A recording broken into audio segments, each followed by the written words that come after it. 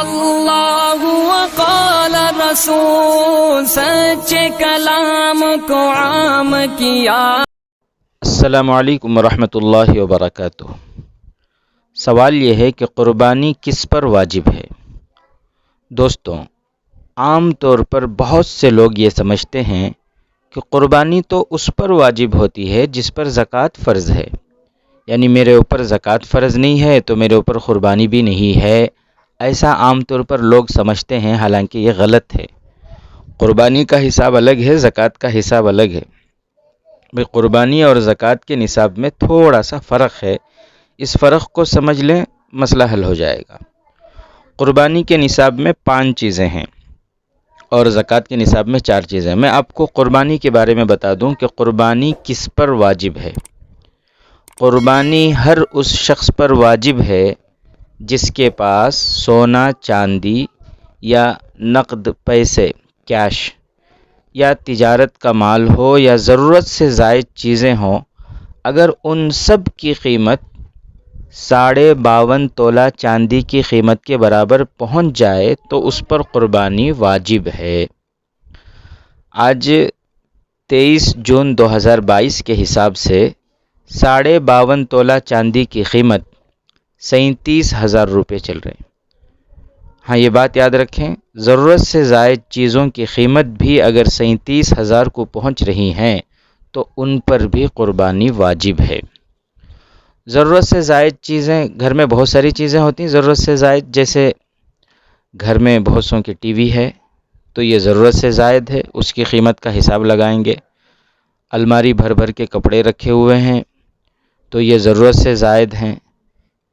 بعض مفتیان کرام فرماتے ہیں 3 سے زائد جوڑے جتنے بھی ہیں وہ ضرورت سے زائد ہیں، ان کی قیمت کا حساب لگائیں گے۔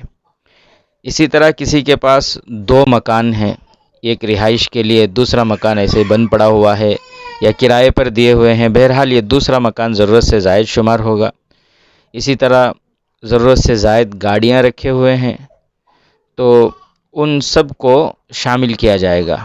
اسی طرح گھروں میں ضرورت سے زائد برتنیں ہیں، فرنیچر ہیں تو اس کو بھی نصاب میں شامل کیا جائے گا، ان کی قیمتوں کا حساب لگائیں گے۔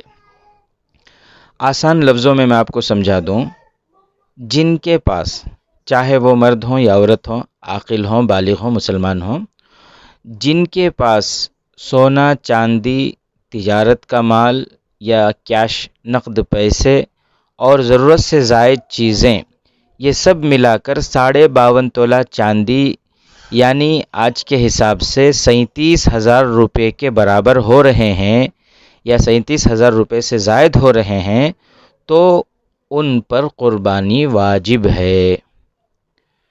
میں سمجھتا ہوں انشاءاللہ آپ مسئلہ سمجھ گئے ہوں گے۔ ایک مسئلہ اور بتاتا چلوں جو بہت اہم ہے، اگر گھر کے تمام افراد صاحب نصاب ہیں تو ہر ایک کی طرف سے الگ الگ قربانی دینا واجب ہے۔